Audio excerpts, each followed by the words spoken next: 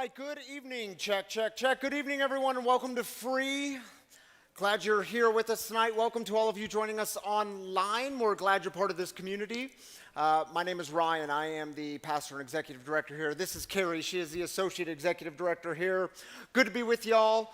Just a reminder, this is a community for addicts, loved ones of addicts, and spiritual refugees. And what we do here is break the silence of addiction while creating space for healing, recovery, and spiritual connection. And there's always one thing we don't do in this community. You can shout it out here in person. If you're watching online, shout it out in your living room. Get really awkward. Shout it out on the count of three. 1, 2, 3. We don't do shame. We don't do shame, but Carrie will tell you what we do. Yes, hello Maybe. and welcome. I will tell you. Okay.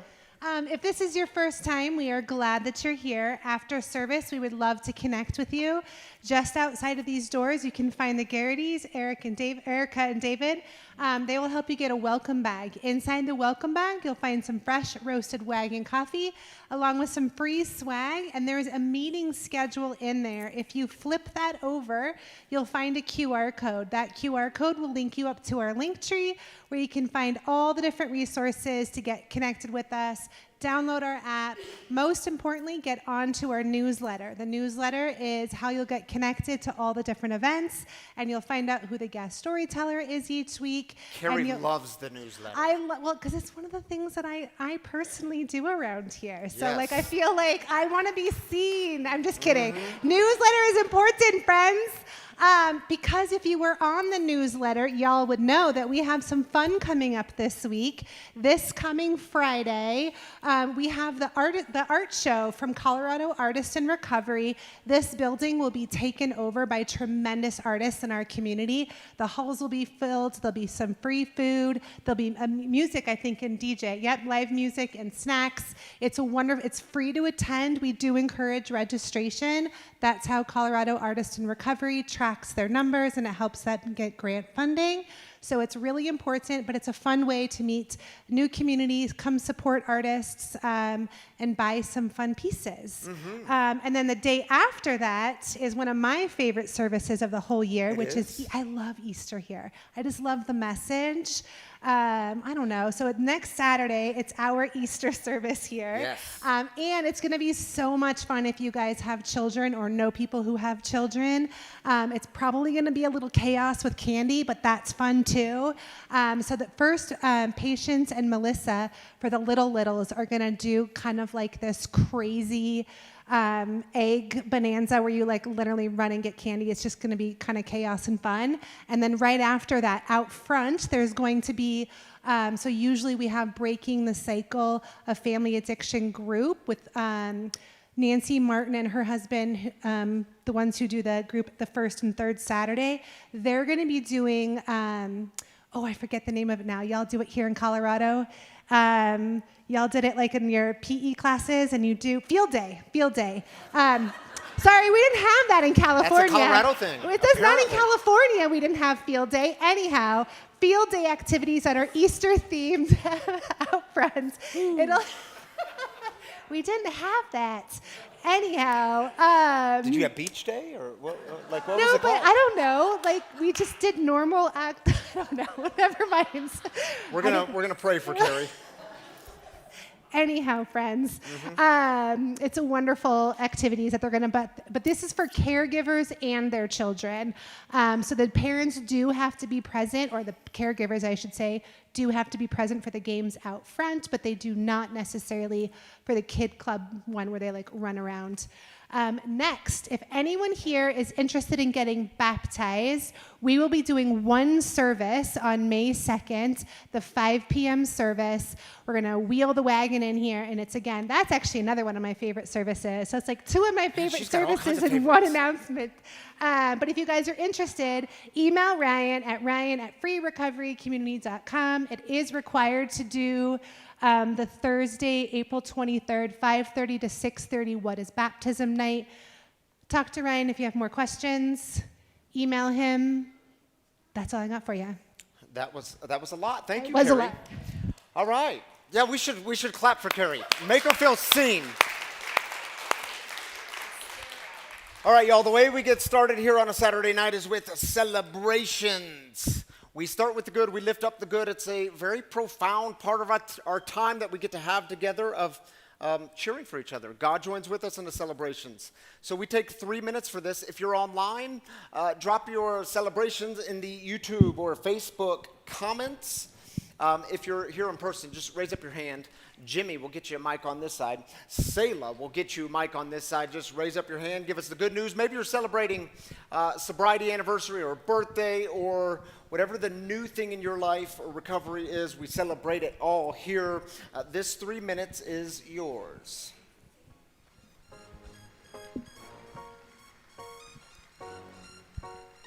Come on, Ben, give us some good news. Someone get him a mic. This is a good one.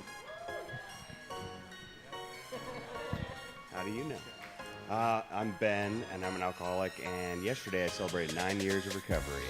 9 years, Ben! Woo-hoo!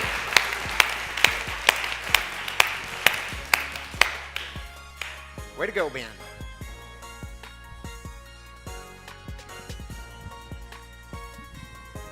I'm Jennifer, and I'll embarrass him, but I'm celebrating Casper today for his first time ever here.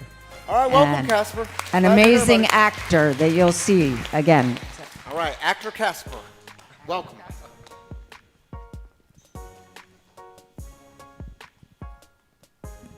I'm Sonny, and I'm celebrating 90 days clean and sober. Way to go, Sonny. My name is Mandy, and I am celebrating like a really big turning point in just my mood and depression lifting after like a long 18 months, and I got a new job. Way to go, Mandy. And it was a beautiful poem that you did here at Sober Open Mic Night on Thursday. Great job. My name is Letitia, and I'm celebrating 2 months sober. All right, Letitia, good to have you here. Happy 2 months. Hi, this is Jeff and Lindsay, and we signed our franchise agreement this Wednesday and paid the franchise fee, so we're official franchise owners in Parker. So more information coming as it comes. Way to go, Jeff. Indoor golf facility. Indoor golf facility. Way to go, guys. I know it's been a lot of work. My name's Ray, and I'm celebrating Sonny graduating from Elevate Recovery, one of our first female graduates. Good job. All right, well, yeah, we'll celebrate it.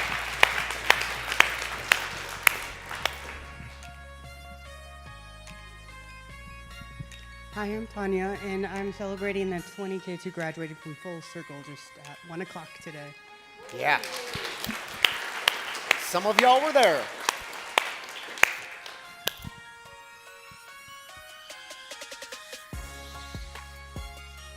Others. Big or small things, right in the front row. Actor Casper has a celebration.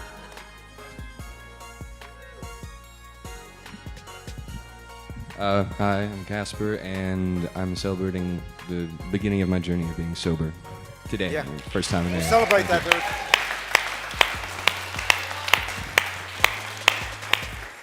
Day one, a good day. Oh, is that it? We're out of time?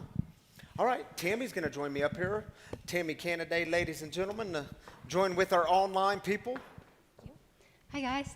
What'd you bring your phone Well, for? so I wanted to read something because Carrie and Kira and I also went to the graduation today at 1 o'clock. Yeah. We got to celebrate Thea. If you guys know Thea, she's here on Thursdays. She has been for a few years now. Yeah. She initially started as an intern because she was at 5280 high school, came as an intern and then stayed. And we've been through a lot with her, but very excited to celebrate her graduating from the Full Circle program. Yep. And I've told a few people just quickly tonight, and they're like, well, what is that? So I wanted to read it to you because I think it's really beautiful. It's a recovery-focused program for young people, and I believe it's 14 to 21, something like that, centered on community, accountability, and growth. It creates a space where students can stay sober, finish school, build life skills, and be surrounded by people who believe in their future. That's a beautiful thing. I think it's a cool I'm glad thing. you all went to that. Yeah. Yeah, that's neat. Way to go, Full Circle 5280. Good work. All right, shall we join our online people? You want the first one? So Brienne, my family is visiting extended family in Florida, and I get to spend time with my 2-year-old nephew. He is the absolute love of my life and brings me so much joy. I love my time with him. Yeah, we'll celebrate that, Brienne. Enjoy it. Only one tonight. Only one. Man, I just did all the talking. You did all the talking. You want to stay up here and give the message? Okay. Maybe next time. Do you want your phone? Thank you. Okay. All right, y'all. We're in the fourth and final week of this series called March Madness. And just to remind you where we've been, the first week, clutch or collapse, the importance of you staying healthy for those high pressure moments. And then the second week, we went to, oh my goodness, it's right on top of my tongue. No, it was, the odds aren't in your favor. The odds aren't in your favor. What happens when you actually surrender, when you stop trying to save your life the old way with all the old methods and you surrender to that? Because if you lose your life, you actually find your life. Someone gave us that wisdom. And then last week we talked about you might need to get new teammates, those who are highly invested in your healing, which means you might have to get rid of old teammates. And tonight, the fourth week, I want to explore with you, well, you might need a new playbook.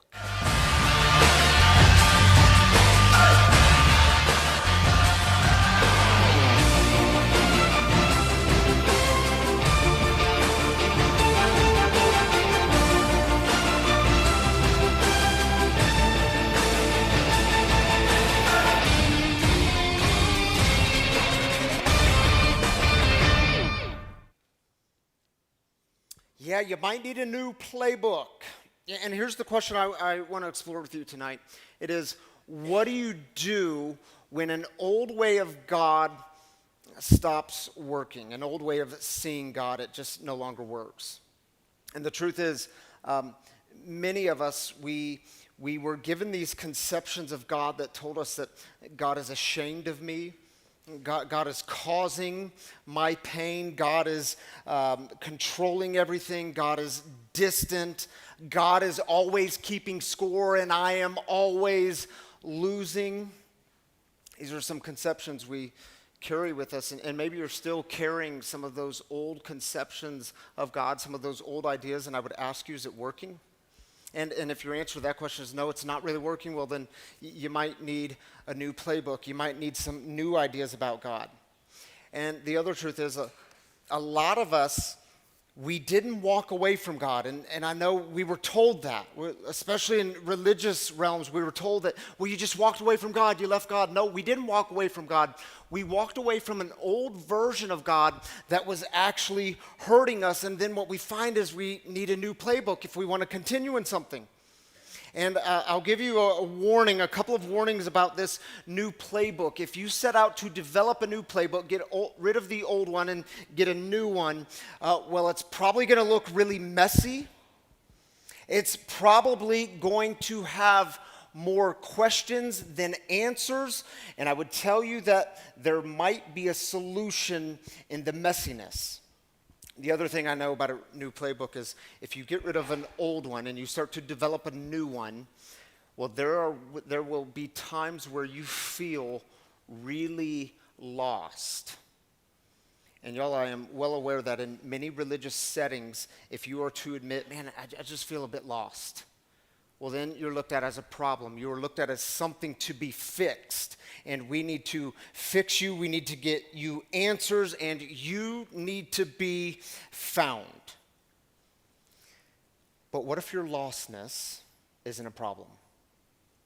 What if you are not something to be fixed? What if your lostness is actually a really important part of the spiritual journey? It's actually a really important part, a vital part of the journey on what it means to be human. Many of you know that I grew up born and raised in a religious culture that gave me all the answers. We had nice categories for everything. We had the Bible, that was our primary source, and the Bible for us was used as an answer book. It gave us all the answers. It gave us all of the rules to follow in order to get to heaven when we died, and that was the most important. We had the right answers. We had the right way. We never questioned it.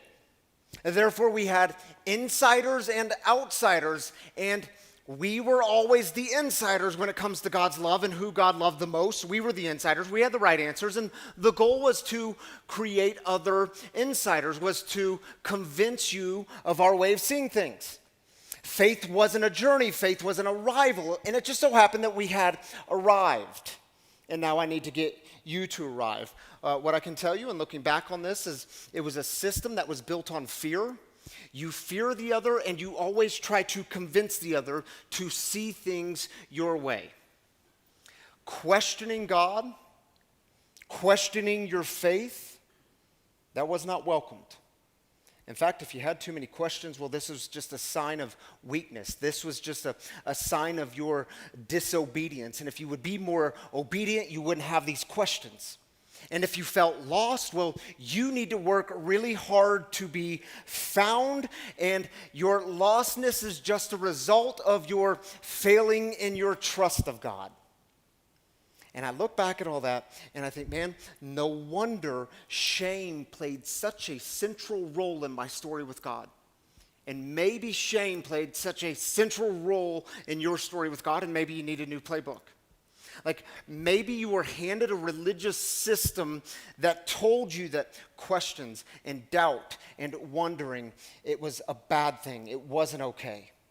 You just had to believe whatever was given to you, and maybe you've held these things in for years because you were told somewhere along the way that what God wanted most from you was your silent and compliant faithfulness. And is there anything faithful about it? And I can tell y'all, I gave my life to this religious system. At a very early age, I gave my life to it. At 5 years old, the Baptist church that we were attending, the preacher there gave a sermon on hell, and if you don't invite Jesus into your heart and accept this Jesus, and if you don't say this prayer, you're going to go to hell when you die. And, well, that scared me just enough as a 5-year-old. It literally scared the hell out of me. So I walk up after the sermon, I tug on his coat, and I said, "Preacher, I want to be saved. I want to invite Jesus into my heart." From there, I went on to be a leader in my evangelical Christian youth group in my hometown. At the age of 17, I knew I wanted to be a pastor, so at the age of 18, I left my hometown in Missouri and went up to Michigan. I went to a small Bible school. Literally, the goal, the mission of this Bible school was to give us the training so that we could go into the most remote places in the world and find these unfound tribes and bring them our white Jesus, our white American Jesus, and so that we could save them and so that they could then go to heaven with us, which worked for me at the time. All of this worked for me. As some of you also know that I only stayed at that school for one semester, and it was that my first semester there, my brother was killed in a car accident from this disease of alcoholism. He relapsed, died in that car accident, and that was the moment for me where that old playbook, everything I thought I knew about God, all the answers I had, everything that was in a pretty box, it immediately stopped working. In fact, at that school, I tried to go back a week after my brother died, and I went back and I had honest questions. My faith was totally falling apart. Everything I knew was crumbling. The old version was dying, and I'm trying to save it, and I had these questions, and I was told, "You're defiant. Your questions are defiant." So I left that school, and I came back home. I caused a mess of things. This weird thing happened in my life. Addiction started to take off in my life, and that was never supposed to be me. That was supposed to be my brother, and I'm struggling to make sense of all this. And I left Missouri to come out here to Colorado to finish my biblical studies degree. And you say, "Ryan, that's a weird thing. Why would you do that? If everything's falling apart, why go towards a biblical studies degree?" And I would tell you, it's the only thing I knew. I didn't have new categories. All I had was the old categories, and I gave my life to that religious system. I gave my life to it. The problem was, by midway through my college career, I was filled with questions and doubts and wandering, and I felt so lost. Because, see, I was leaving that religious fundamentalist playbook behind. It stopped working. And when I left that behind, when I started to wander away from that, it's the most lonely and alone that I have ever felt. I was leaving something of my childhood, and I had experienced a significant tragedy and loss, and addiction is taking over, and stepping away from that religious system, it caused in me a great amount of shame. I thought I was doing it wrong. I thought there's got to be a better way to do it. Maybe I shouldn't leave the old, and I can tell you throughout my 20s, God felt so distant. This God that I'd given my life to. And when I look back at this, it's crazy because I never intended to leave something that was old. I never intended to leave this system. It's not like I woke up one day and said, you know what, I think I want to leave it. No, I left it because my experiences led me there. And leaving it, I'm telling y'all, we don't talk about this enough. If you leave an old system, especially if you were born and raised with it, if you step away from it and you start going another path, another direction, it will come with lots of grief. Has anyone experienced this kind of grief? It comes with grief because this is so embedded in you. It's who you are. And when you leave it, you are going to, or let me put it in my experience, I lost friendships, dear friendships. It put major strain on family relationships. And it was so damn confusing for me because I'm thinking to myself, God, I'm just trying to make sense of you in this pain. I'm trying to make sense of you in these tragedies, and it's like, dude, you're nowhere to be found. And then the shame creeps up because what shame would tell me is, Ryan, if you were simply less defiant, if you were more obedient, if you stopped asking questions, you wouldn't have these struggles. Faith would be easier for you. Just stop with the questions. And for many years, I wrestled with, could I ever be good enough for this God that I have given my life to? Could I ever be good enough?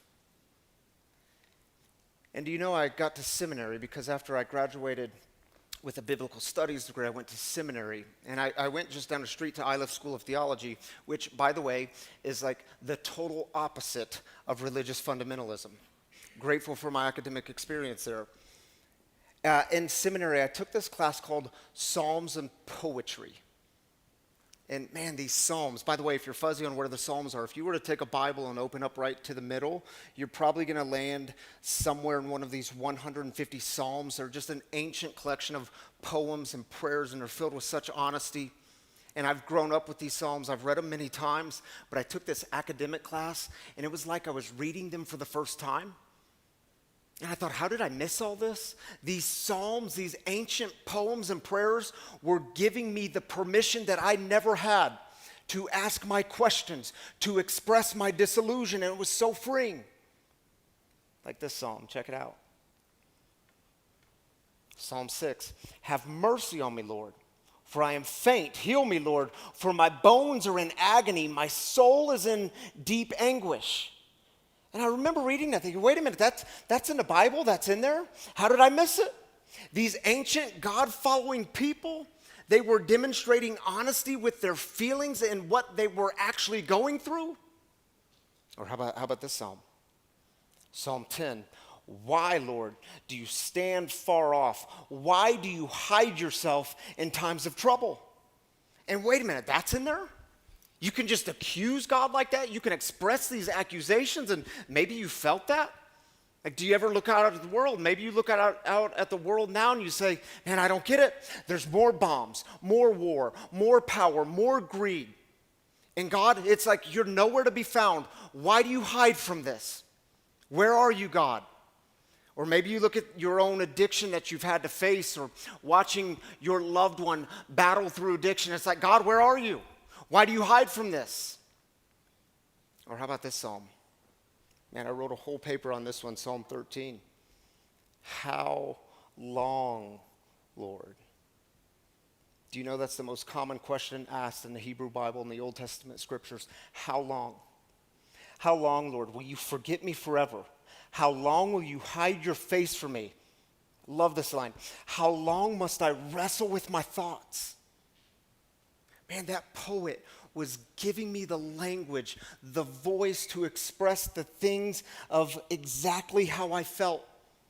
Because at that time in my life, I'm like, God, I'm just trying to make sense of you, but my head and my heart are really confused, and I don't know how to do it. And everything I thought I knew about you, all the trust that I gave you, it's been smashed, and I no longer know how to think about you. And how long will you hide your face from me? Why don't you just make it easy? Why don't you appear? And do you know, looking back at it, I can see that I come from a tradition. My ancient Hebrew ancestors, they said these things out loud. They give us the permission to say these things. And I can tell you still today I struggle. Man, I struggle with the church stuff. I struggle with it. I get weary with it. I get so weary with all the religious groups that think they're so right and they're just so convinced. I can tell you still today, I get so weary with the term Christianity. And I know Christian pastors aren't supposed to say that. We're supposed to uplift it. And I get so weary with it sometimes. And yet the other thing I can tell you is still today, there is something deep in my bones that will not allow me to walk away from community. There is something so deep in my bones that will not allow me to walk away from the God that I don't even know how to define sometimes. And I know sometimes you feel a bit lost. And it's okay. You feel like you lost your way and everything stopped working, and it's okay. But you will have to get a new playbook.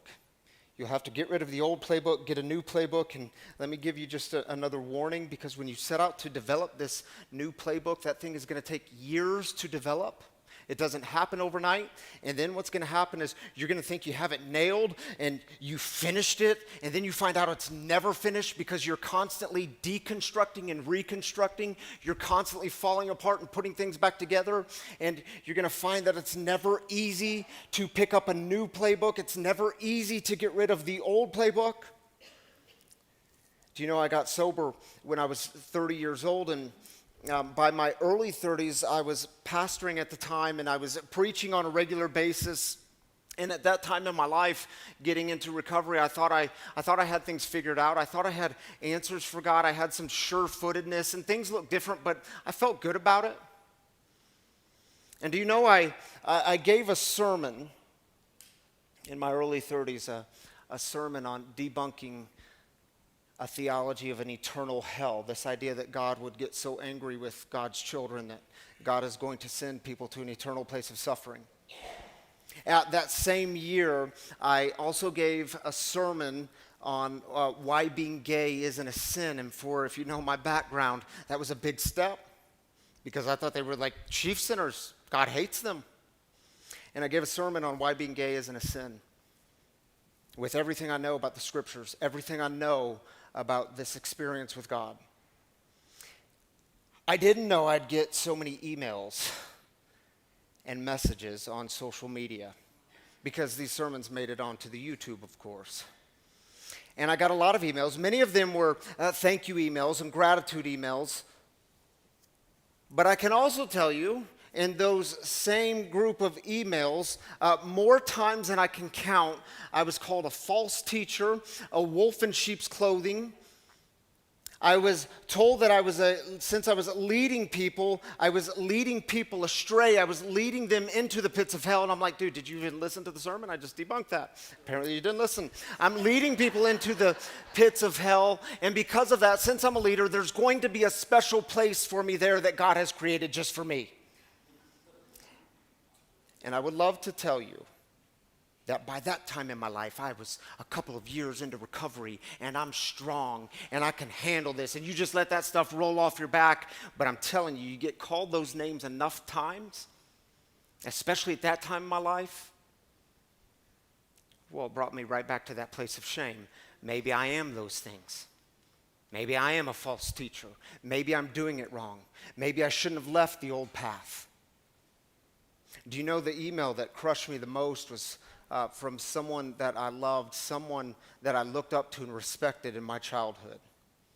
And I'll never forget how he ended his email,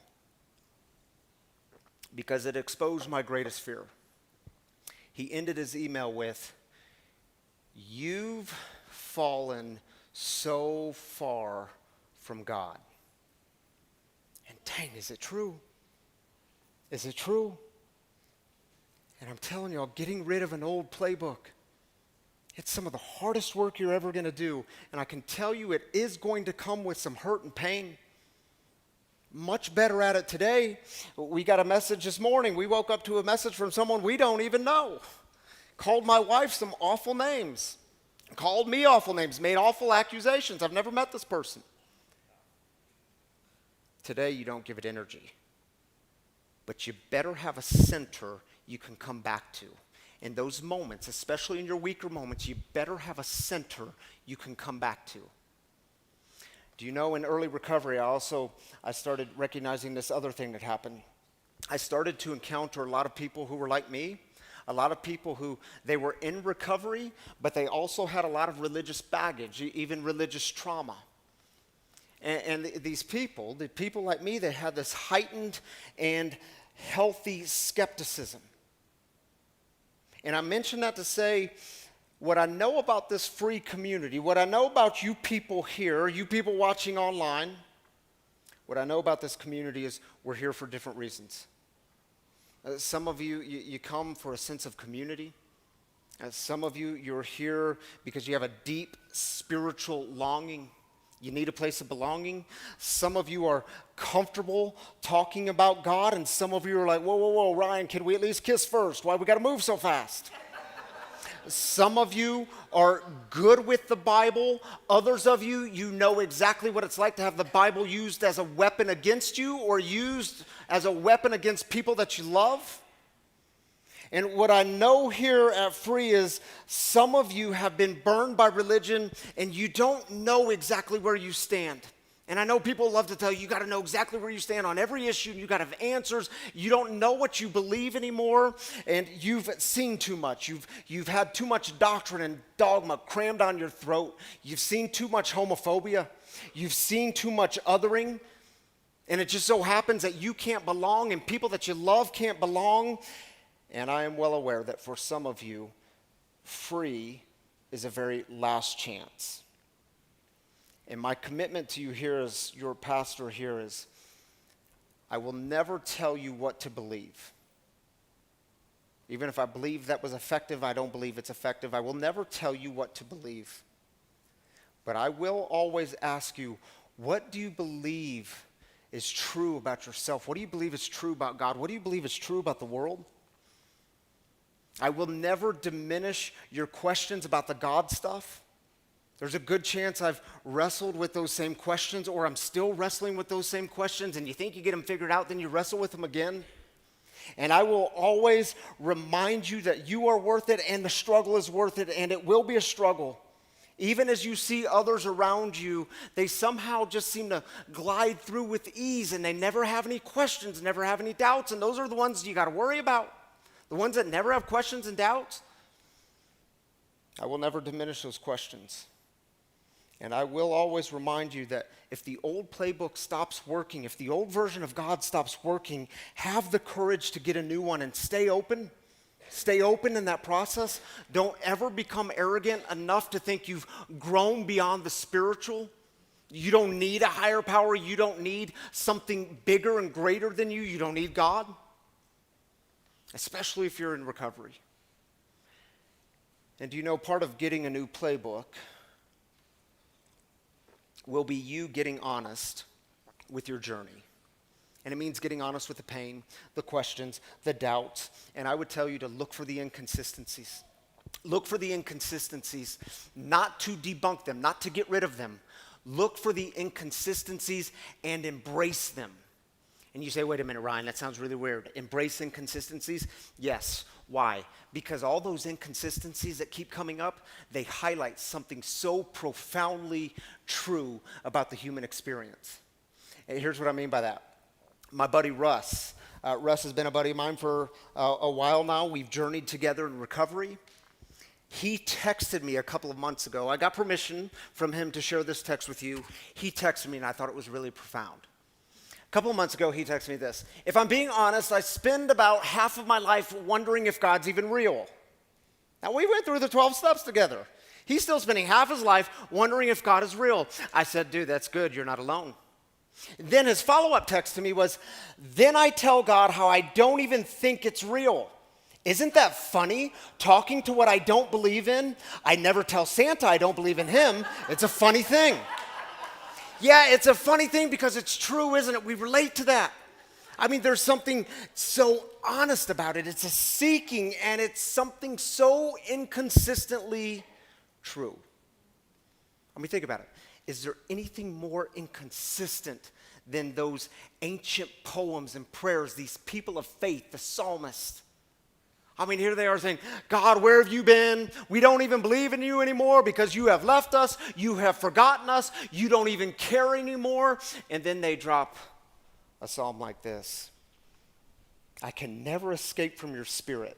I can never get away from your presence. I could ask the darkness to hide me and the light around me to become night, but even in darkness, I cannot hide from you. And I read that and I'm like, yeah, that's the story. That's it. One thing's true in my life. I cannot leave God. Even on the days I want to, for something so deep in my bones, I cannot leave God. And for some reason, I don't totally understand it. God cannot leave me. And there is something so deeply satisfying in that, even when I don't understand it. And I would encourage you, look for the thread in your story. And all your questions, all your doubts, all your inconsistencies, do the work to figure out, where is God in this? Where is God in this? And my new ever-changing playbook has one thread that's carried through, and it's a good enough thread, and it's a very simple one, and that is, God is love. It's a good enough thread for me. And I'll close with this. On Wednesday of this week, I always work on my messages. I stay home on Wednesdays, and I started working on this message for about an hour that morning. Then I stopped, and as a 43-year-old man, not 44 until next week, as a 43-year-old man, I decided I'm gonna write a letter to myself. I wrote a letter to my 20-something-year-old self. If you want to wreck your weekend in the best possible way, I would highly encourage you to write a letter to the older version of yourself. I'll get one more piece of wisdom. Do so without the help of ChatGPT.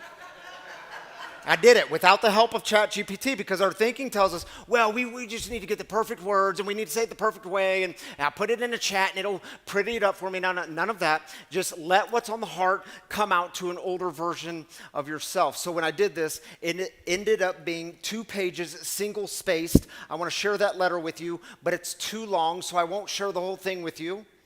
I just want to share the beginning and the end with you in hopes that maybe you can write a letter to your younger self, an older version of you. These are some of the things that the 20-something-year-old so badly wished he would have heard.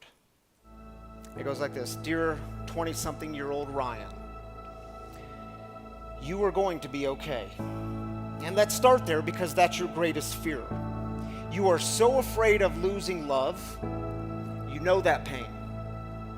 And you are going to do everything you can to keep that from happening, even if you have to resort to the most unhealthy methods. This will eventually turn on you, but even then, you are going to be okay. You've been telling yourself you're not okay because you're so afraid. This feeling of loneliness has a real grip on you, and you've been traumatized by the thought of losing God. You've woken up so many times in the middle of the night wondering if you're doing it right, wondering how others make it look so easy. You're afraid of faith and failing and falling, and you are going to be okay. I wish you believed that to be true. I wish you could rest in that, and one day you will. In the end of the letter, and in your 40s, you're still going to have all kinds of questions. In fact, you'll have more questions, but you will no longer be afraid of these questions. You'll find them interesting, and you'll discover that they lead you to the most interesting places. Yes, you're still going to experience self-doubt and God-doubt. That's just the way it is. It's the way you were made. Recognize it and keep going because you are going to be okay. And finally, you need to know, struggle ain't going anywhere. It's baked into life. Get used to it. But all that stress you're attaching to the God stuff, trying to figure out exactly what it is and how it works, the stress that comes with your need for answers, let that shit go. And when you let it go, then as another book says, a book that you will later come to appreciate, you can relax and take it easy. Because I'm pretty sure God is not impressed with all of your anxiety. Ryan, you are going to be okay, and they're going to be okay too. Sincerely, 43-year-old Ryan, the one who is learning to become your biggest fan. When it comes to you and God and the spiritual journey, do you believe you're going to be okay? You're going to be okay. With all your questions, all your doubts, all your inconsistencies, you are going to be okay. So here's what we'll do. We're going to hear a song. This song is called, wait for it, You're Going to Be Okay. Carrie and Tammy are going to join me for this because we've got some little dishes with oil. And I'll stand here in the middle and you ladies can stand on either side. And if you just need a very simple blessing for the journey, a very simple blessing to remember that you're going to be okay. There's nothing magical about oil. It was used in the ancient world to create and keep things new. So if you want a little simple blessing on your hand during the song, well, I invite you to come forward. You, of course, don't have to. This time is yours. Take a moment, reflect. If you want to come forward, do so at this time.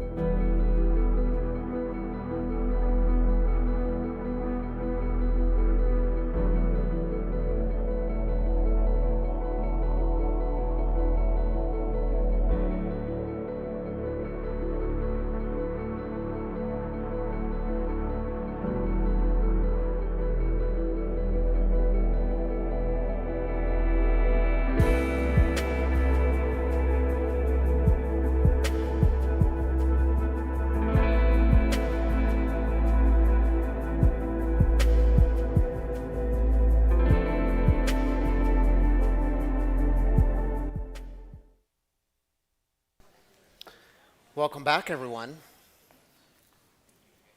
Did anyone not get a blessing that wanted one? Beautiful.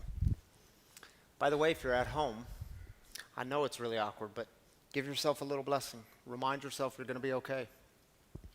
All right, y'all, if you're new with us, if this is your first time here, you should know that every Saturday night we have a guest storyteller in the house to come up into the living room and share some of their experience, strength, and hope with us.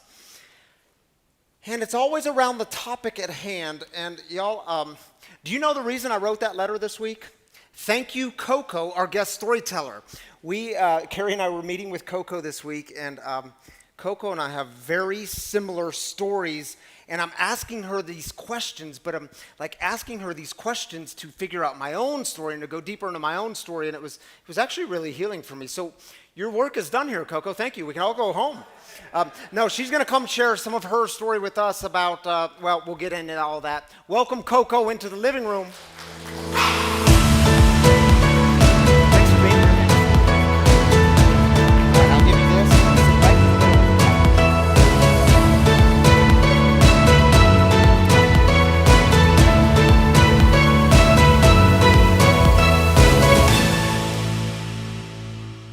Remember taking that picture? So long ago. I almost wore the same jacket, but I was like, let's switch it up. I've done that before. All right, here's why I invited Coco into the living room this week. Coco, as I said, we have a very similar story. You grew up in kind of religious fundamentalism. And I would love for you to start with just describe that experience for you. And as you can see on the screen, Coco just celebrated a year sober, a year into the recovery journey. Way to go, Coco. And we'll get into that, but I want people to hear what were some of your experiences growing up in fundamentalism, and what were some of the conceptions of God that were given to you that you held on to, and how did it play out? Yeah. Can everyone hear me okay? Yeah, so I was raised in the belt buckle of the Bible Belt, and grew up in evangelical Christianity, fundamentalism. It was non-denominational, but it was somewhere between Pentecostal and Southern Baptist. So I too was saved for the first time when I was 5. And then there was a lot of fear and a lot of love. It's hard for me to think about it looking back, but I think it deeply informed everything on who I am. But there was also fear in am I going hell and afterlife, and being saved was very central to a lot of how I was raised. And so I think I took many altar calls, I was probably saved 50 to 70 times, but before I was 12 years old. And the first time didn't stick? No, because what if I did it wrong? Yeah, totally. What if I'm not really saved? I didn't grow up with confession or anything. There was repentance and forgiving, but if I've sinned again, do I need to get saved again? And that there's also some fear in talking about it because what if someone who I grew up with hears me now and I've left the faith? But I was raised with the Bible as the answer, a history book and a science book and a playbook that is, if you can figure out any question you have by following this. And I was raised with a religious family, but I threw myself into church in my teenage years. I worked at a church. I worked at a Christian summer camp. And so I wanted to be a missionary. That is who I was. I was a Christian and a good student, and that was my identity. Did you want to go to the unfounded tribes of the world? Yes, I relate to that. I have been on some mission trips, and I just wanted to go love on people and be of service. And it was my mission in life. I was put here to help save other people and give them the answers that I had been given, but until that. And that's interesting because, and I know we're getting way ahead, but that kind of thread that started there, that thread is still with you. Not saving people so much, but you loved people. You want to help people. That started did that start as a 5-year-old?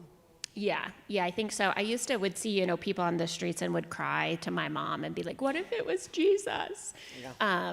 And so that some of that is really beautiful, but also the like, it is my duty to save people has brought some codependence tendencies and other things of this, like, and I can be the victim, but I can be the martyr too, like just taking all that on. Cartman's drama triangle, y'all remember it? Yeah. Okay, so you became a teenager, gung-ho for the church, and you started living kind of this, what you described as a double life. Yeah, I felt like I'd never really fit in anywhere in high school because I did start drinking and using, I don't really know, can't like pinpoint. There was a time after that where I didn't drink, but at school, I was like the good girl who was funny to get drunk, and I would get drunk and talk to people about Jesus at parties. She was fun, huh? Fun time. And then at church, I had to like hide parts of that to be like, oh my gosh, if they knew. There was a lot of like deep shame is also a deep part of my story. Also purity culture and being brought up in that and like messed up relationships. Yeah, and how I viewed who that. knows what purity culture is? Raise your hand. A few people. Okay, more than a few. How do you describe purity culture in a couple sentences? You know, I'll say like the big book talks about sex relations, and even that purity culture is the fact that I'm like, I shouldn't say sex on this stage right now. Yeah. And just this like that my body is bad and that I need to like not make people stumble and how other people view me, but this like deep-seated that relationships can quickly become shameful and then just a cycle of shame. Yeah. So did addiction come in? Did it come in the teenage years and blossom, or what happened? How did things transition? I say I was a late bloomer, which is like makes it sound like something pretty, and it was not when that bloomed. You know, I was in rural Appalachia, so there was like substances when I was young that thank God I didn't get like addicted to at that time. But I had a year of partying when I was 16, and this was when I was still working for the church, and then felt like I was living a double life, and then I went full into the church, and then through my late teens, early 20s, didn't really drink much, and kind of, I think there probably was some protection because there was like some drinking that was okay, but it wasn't like being drunk was a sin, but drinking wasn't. And it wasn't even that hard of trying, but when I left my faith, and kind of deconstructed that, which I can talk more about, but like when that was no longer working for me, it actually was about 6 to 8 years later. Like I said, my identity was I was a Christian and I was good at school. And then when I wasn't a Christian anymore, I was only good at school. And then when that stopped working for me, about 6 to 8 years later is when addiction really. Oh man, that's another thing we could talk about, the identity piece that you lose. Yeah. It's not just you lose a past, or you lose friends, or even some people, family members. You lose an identity, like a role, a purpose. Literally, yeah. Okay, so was it, when you look back at your story, was it one thing that happened to where you say, okay, now I'm done? Or was it like an event, a few events of things? I was thinking about that in your sermon. It was not a specific event for me. If you've played Jenga, like the card, that's not a card game, but yeah. There's like certain things that I was like, I don't think I believe in hell. There's 2 creation stories in the Bible because I was a theology nerd. So there was like certain places where we could talk about, I don't know that I believe in this one. Hell was a linchpin in my particular theology, like belief system. And so when I stopped believing in that, that was a thing that I didn't feel like I could say out loud and it still be accepted. And so it was over a couple years process of like pulling those out to the point where back to that like double life and hiding, all of my closest friends and community were in the church, and I felt like I couldn't say these things out loud and be my authentic self. I was ending up on prayer chains and oh yes, the prayer chains. Yes, and I just took some distance, and then there was a lot of fear of like, what if I'm wrong? That old playbook of like was pretty deeply seated that brought a lot of fear too. Yeah, so the temptation is what I've noticed is a lot of people will leave the old thing, but then they never journey towards a new thing. They just leave it, and it tends to come with a lot of resentment. Have you done a 4th step yet? religion was probably on your fourth step? Yeah, I loved the texts because I was writing my fourth step and I had like certain theology and the church, and my sponsor was like, I think you need to put, in the who column, you need to put God. And I was like, but it's not God, like this new concept. And I think I had a fear of being mad at God. Yeah. And that whole of like, we're praying to God about my resentment at God is, a thing that I deeply relate to. And it's interesting because the other temptation is I'm just going to go bash these people. I'm going to bash my past. I'm going to let them know how bad they are, how much they screwed me up. And I did that for a while. And that's like, let me tell you what doesn't work. That doesn't work. That will get you nowhere. It does nothing for your anger. Anyway, how did you journey to a new place, and how do you describe that new place? Yeah, that I call it like deconstructing, and there's whole podcasts and books about deconstructing evangelicalism, but I didn't reconstruct anything, and so I was like, I'm okay with the mystery. And there was a previous time where I had a year of sobriety but not recovery, and in that time I was still trying to figure out God like it was an equation, and that if I could only figure out what I believe and like this certain thing, and realized I was doing the same like fundamentalism previously. I just wanted like to have the new playbook and it never changed, and then I can tell you the playbook and explain it. And so I went out on my fourth step at that time, but it had everything to do with like my second and third step, because I thought I needed to figure out God before I prayed or meditated.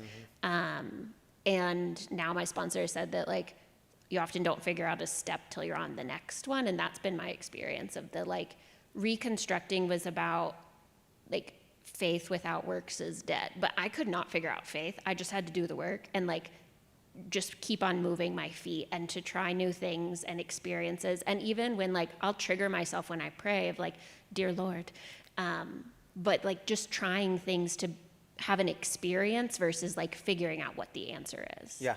So do you find yourself, do you get triggered by a lot of religious stuff, or? Not so much anymore, but I for sure did. Yeah, for a it while. happens. Yeah. Doesn't it? I thought it was so beautiful. You said that today it's more about looking for a spiritual experience rather than a theology. And the other thing you said I wrote down, which could be like this could be a book, weaving a tapestry of connection rather than a tapestry of beliefs. Can you explain those things? Yeah, I think that both of those, the like theology versus beliefs, I think of theology as like what my beliefs are. And I can't sit up here to you today and be like, this is what I believe about the afterlife and about blah, blah, blah. I like to read books on those things, and that's in early recovery this time, someone said you can't think your way to being with a higher power, and I really like to think and know the answers and have certainty. And that experience of just being with a higher power, going outside and like talking to God or writing or these things versus like reading another book about maybe what someone else believes. Like that's useful, but I was trying to collect like data points to have a new answer.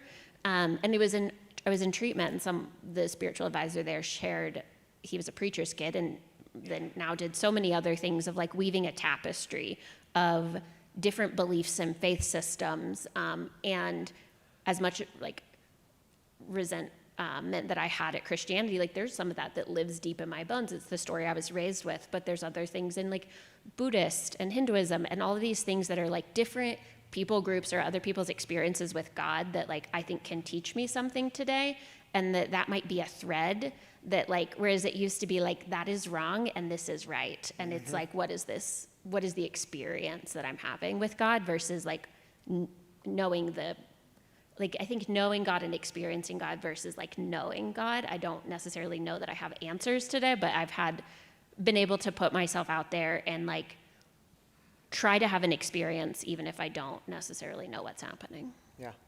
And would you say you're comfortable with where you are? Are you, maybe comfortable is the wrong word, are you at peace with where you are? I think I am a lot of the like fear and resentment I feel more at peace about. I think, and more at peace with the fact that like it's a never-ending experience and growth, and that used to be really difficult. I think prayer particularly, like I have done like liturgies or other things, but sometimes because like reclaiming prayer in a different way, because I had this like 15-year experience with it in a certain way Yep. has been a learning journey. But I think that like losing the shame and the fear definitely feels more comfortable. Yeah. Well, let's close with this. What would you say to, and I know that God stuff is a struggle for so many people, especially in recovery. It just comes up. And what do you say to someone who's maybe in their first year or first day or first 30 days? I mean, we were all over the place tonight. The one who's really struggling. I don't know what I believe. I don't even know where to turn. I don't have the hows, and I wish we could give the hows. I don't think we can. But what do you say to that person? I love that, like, that's okay. Like, that you're going to be okay, and that it's okay that you don't know. It's okay that you have questions, and those questions might not have an answer, or, you know, someone who gives you the canned answer, like, I don't know that that was useful to me. That those questions are okay. And then the first thing that came to mind, too, is that the hoop is a lot bigger than you think. My sponsor said that to me a lot when I was struggling, and then it's from the 12 by 12 in the second step, and I was like, oh, you didn't make that up, because I thought there was like, if I could figure out the hoop and what the hoop is made of and how to jump through it and the correct acrobats, but it's like the hoop is bigger than you think, and it's whether it's like love or the universe or what's connecting us all, like whatever makes sense in your brain for right now, that is enough, and like the hoop is bigger than you think. Oh, yeah. That's beautiful. Thank you, Coco, for being with us tonight and being willing to share this part of your story. You'll stick around, right? Yeah. Because we're going to do it again at 7. Yes. If you want to get to know Coco more, you can talk to her afterwards. Coco, ladies and gentlemen. Thank you. Thank you, Coco. I'll take that from you.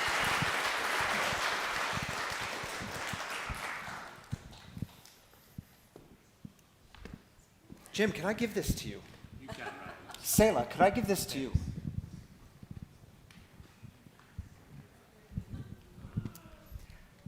Well, the way we close things here on a Saturday night is with, we start with celebrations, we lift up the good, and then we do a little head fake and we close with what we call heartaches, the burdens that you might be carrying, the things that you actually have to say out loud in order to be freed from, to connect with other people with. And we always discover here this time, it's the beauty of finding out you don't have to do it alone. You actually really suck at doing it alone. It's why we have community. It's why we have a God who hears the cries of the people. So if you need some prayer, some encouragement, some lifting up, that's what this 3 minutes is for. And again, if you're joining us online, you can drop your heartaches in the Facebook comments or YouTube comments, wherever you're joining us from. You can just raise up your hand. We take 3 minutes for this. Jimmy has a mic on this side. Selah has a mic on this side. And this 3 minutes is yours.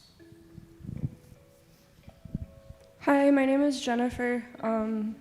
About 2 weeks ago, a little less, my partner relapsed and is out there doing her own thing. Just prayers for her that she makes it back, and prayers for me that I learn to let go of that responsibility of trying to save her. Thank you. Jennifer, I'm glad you're here, and some of you will know that Jennifer was joining us online the last couple weeks, so the ongoing prayers for you, Jennifer, and your partner. Hi, my name is Sarah. I'm having a really hard time. I miss my dad a lot right now. He passed away almost 3 years ago, so yeah, I could just use some prayers of support and love. Thank you. Yeah. Thanks for sharing that with us, Sarah. Prayers for you.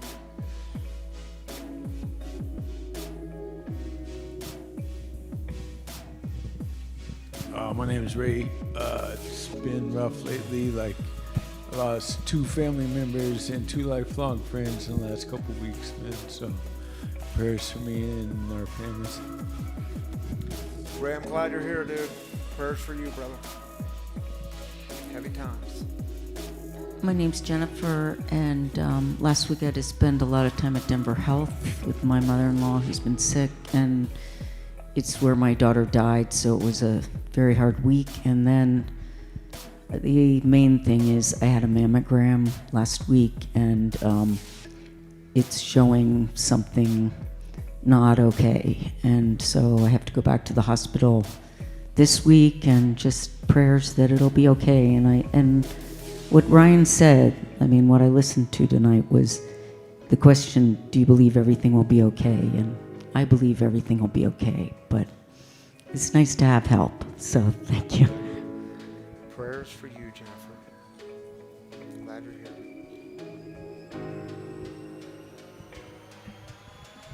My name's Steve, and I wanted to give thanks to God for my daughter Tess and my new to me grandbaby. She just turned 3 today, and there's another one on the way, like probably next month. And just prayers for my son Eric, who just recently relapsed. He's having a real struggle with trying to get clean, and I just ask that you keep him in your prayers. Thank you. Yeah. Prayers for you and your son.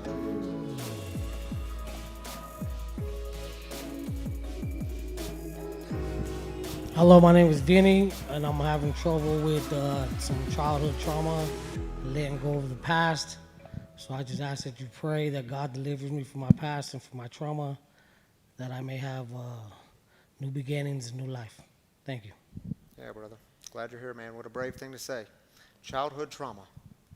Prayers for you, man. Did we miss anyone? No? Thank you, Jimmy and Selah. Jim, a phenomenal mic passer tonight. Probably the best we've ever had in this community. Yeah. And Selah, of course. I mean, I don't need to even say anything. Yeah. Well, online people. Tam, you going to join me up here again? Oh, do you know who I saw online tonight? And I didn't see even what she said. Jamie Delgado is joining us online. Some of you might remember Jamie. Man, she was part of Free in the early days, old location, and she was in a terrible, terrible car accident. When was that? A couple of months ago? Anyway, glad if you're still with us, Jamie, we're so glad you're here. Continue prayers for you. All right. I also got a message from a friend, a text from our friend Tom. And I won't say too much, but prayers for him. He's with family in Florida tonight. All right. Prayers for you, Tom.